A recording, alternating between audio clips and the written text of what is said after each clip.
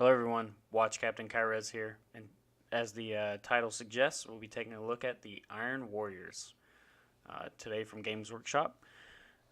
Starting off, who are the Iron Warriors? Since the earliest days of the Great Crusade, more than 10 millennia ago, the Iron Warriors Legion have been renowned for their mastery of siege warfare.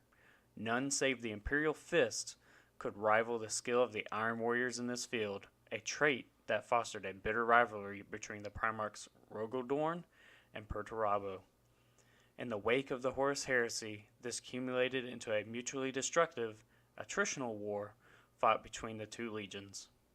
Perturabo taunted Dorn to attack a nigh impregnable fortified death trap he had built, called the Iron Cage, which resulted in a bloody stalemate and massive losses to both sides. Now, as a traitor legion, the Iron Warriors have lost none of the deadly siege skills that first cemented their name into legend. The Iron Warriors systematically destroy all before them through the merciless application of heavy ordnance and bolter fire. They regularly field entire armored columns of Vindicators, Predators, and Rhinos, bearing their gunmetal and Chevron Legion colors. The Iron Warriors' traitor legionnaires are often accompanied by more esoteric creations, such as demon-bound war machines, and living weapons known as Obliterators and Mutilators. And there you have it, just a little brief overview. And then they preview the faction tactic, the Iron Warrior Siege Lords. It's the exact same as the Imperial Fist. They're basically the counter of the Imperial Fist in all ways. Enemy units attacked by units with this trait do not gain any bonus to their saving throws for being in cover. In addition, you can reroll failed wound rolls for units with this trait when they target a building. Now that Games Workshop's starting to throw out a little bit more scenery, that'll be affecting things, as you've seen with the new Khorne centerpiece. I forgot what that's called. There's a new Chaos centerpiece that's coming, the Blackstone ring thingy. And you have like things like the Tau shield wall. Back in 7th edition, I know that the barricade was a really big deal. So, very meh ability there. The traditional mainstay of the Iron Warriors are squads of Chaos Space Marines and Havocs mounted in Chaos Rhinos alongside squadrons of battle tanks, demon engines, and land raiders, filled with Chaos Terminators. However, there are some units who are especially notable within the ranks of the Iron Warriors, and this leads us into the Obliterators. The Iron Warriors were among the first of the traitor legions to make widespread use of a Chaos Technovirus to create the weapon hybrids known as Obliterators.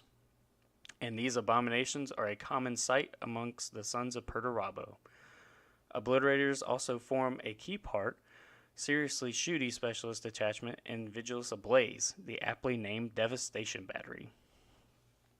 For 1 CP, the Devastation Battery, use this stratagem when choosing your army.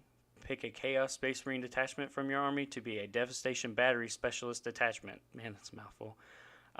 Friendly Legion Chaos Lords, Warpsmiths, Havocs, and Obliterators in that detachment gain the Devastation Battery keyword.